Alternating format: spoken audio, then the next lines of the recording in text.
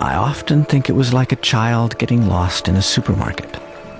He was just wandering up an aisle looking at fish, and he turned around, and his family was gone. No one knows why, but suddenly the little whale, who was happy with anybody, found himself in a place where he had nobody.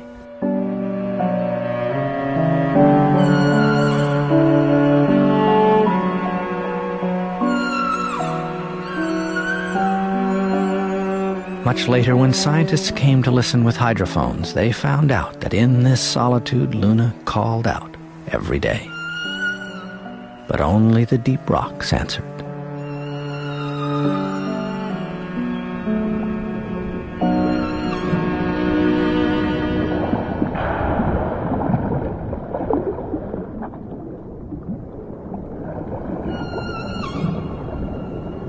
He just looks so lonely. It just broke your heart, though, to leave him, because you know he's all alone and he just wants that interaction. I mean, that big guy would look and bring his eye right there, and he's looking at you. It wasn't like a dog sniffing your leg or something. He was communicating. He would come up and roll on his side and look right at you. You know, that's not a predator or something. That's somebody just wanting to bond. If you look in his eye, you know, there's more there than most of my guess. There really is.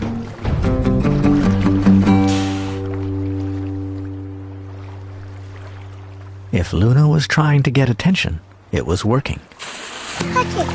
I touched him! Now I touched him that much. You know, you just... How can you not touch the whale when he comes over there? My granddaughter, well, my littlest granddaughter, I'm the queen of the whale touchers.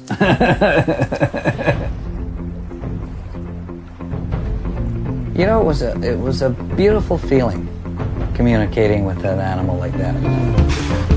Are you scared yet? Don't you bite me. Don't you bite me. Oh, I know.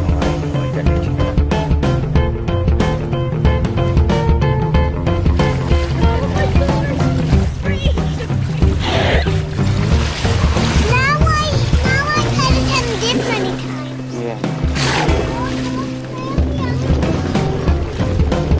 It often seems that there's a wall between us humans and wild beings, built of fear and respect. Luna was breaking it down.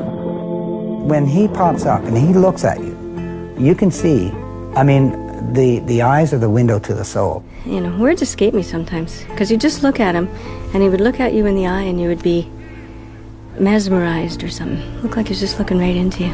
You know, the way that he regarded you in a fairly studied kind of way, and in a sort of contemplative way, you had the feeling that he knew what he was doing.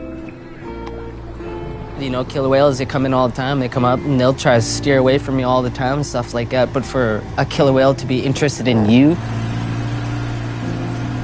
he just had a way of getting inside of me, inside of my head, into my heart, and it seems like my spirit or my soul, like my lemmerste, was dancing. Then things changed on Nootka Sound. Many scientists and other people who loved wild animals thought that Luna's effort to make contact with people was bad for him. Oh, yeah.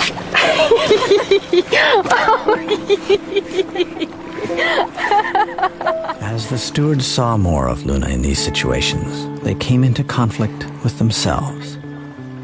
They were trying to rebuild the wall that Luna had broken, but they loved him when he came through it. You're pretty, Luna. Yes, you are very pretty. And he's saving my boat. When you feel like you have that connection, there's nothing else like it. I've never experienced anything like it. You know, I love my dogs. I love all the animals I've ever had. But this was different. This was different. It was summer again. Luna was 4 years old. Another batch of young women came north to administer tough love. We were instructed not to make any contact with Luna, no, especially eye contact, because it's just as bad as touching him, really. Luna was left alone. And you could feel that feeling. Like, you know, you could just feel he must have, what did I do wrong? How come everybody hates me? Things changed again.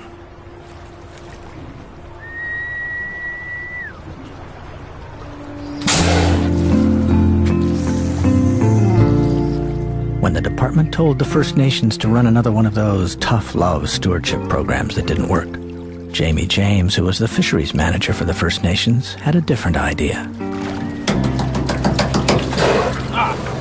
What are you doing? The strong bond that me and Luna had, I think I owed it to him, and, you know, let him know I'm still here.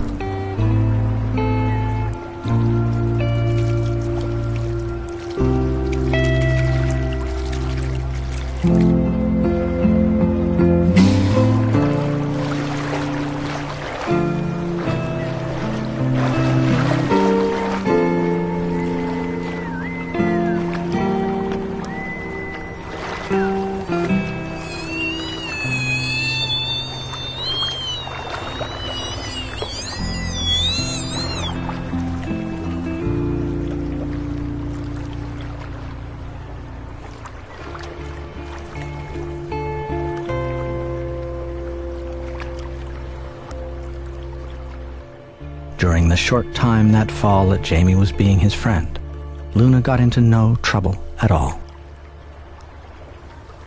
But the department still said people should have no relationships with Luna, and Jamie was told to stop ditching him. I broke the rules.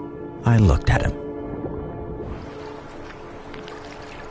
What are we doing to you, I thought. What are we doing? For 4 years we have treated you with stunning inconsistency. Loved one day, shunned the next. But we keep trying to push you back behind the wall. No wisdom tells us this long cruelty is necessary, but we commit it.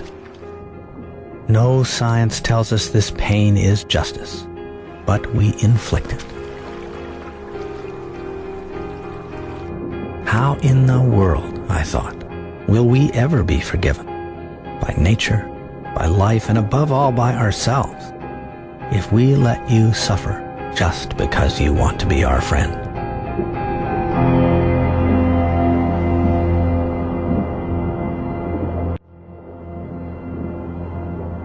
Then things changed for Suzanne and me. We decided to get involved.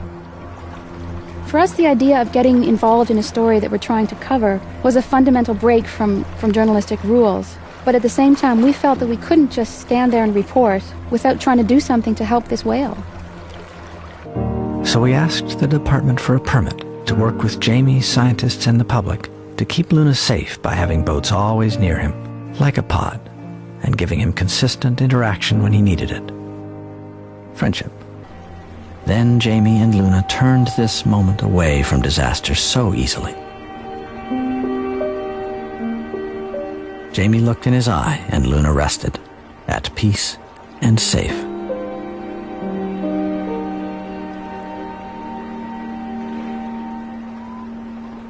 Somehow this strange visitor from the wet side of the world had broken down all our walls. It was that bond we so lightly call friendship, which grows like mist, but holds like iron.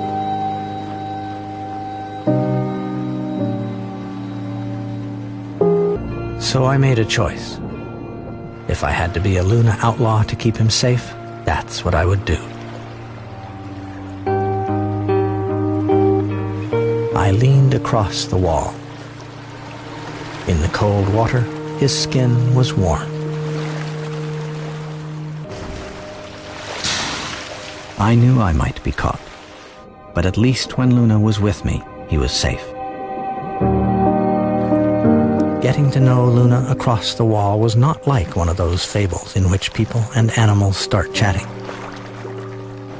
Up close, Luna was even more mysterious, a complete life full of awareness and complexity, as deep and unfamiliar as the sea he lived in.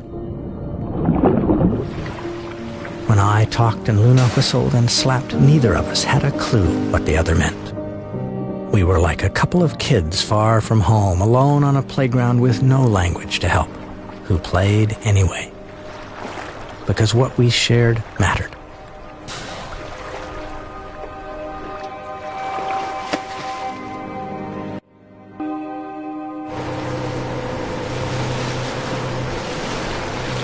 On the 5th of March, my bilge pump quit, and I got a bunch of water in the boat, which made it very heavy. With the motor roaring, I could only go 8 knots. Luna loved that blast and splash, and he surfed along for at least a mile. Then I had to leave him for a few days for a family visit. But on March 10th, the day before I was going to come back, a newspaper asked me for a photo. So I ran the tape again and stopped it right there.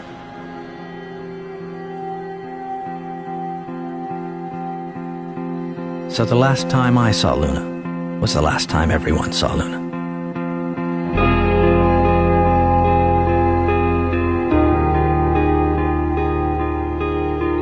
Sabino, Coast Guard, General Jackson, C2 Alpha. General Jackson, the dinner copy, fine. We're in Nootka Sound here in Moose Bay, and just thought I'd report that you can cancel that notice to shipping about Luna. She just went through our props. Okay, any idea on how he's doing? Well, he didn't survive. Suzanne and I came to Nootka Sound for 3 weeks, and we stayed 3 years. And we learned something. A life does not have to be human to be great.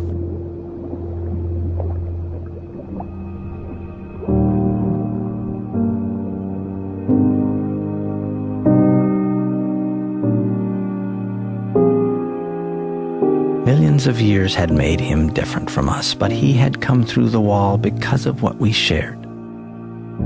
He, too, had carried that need for others across the greatness of time because it is necessary, not optional.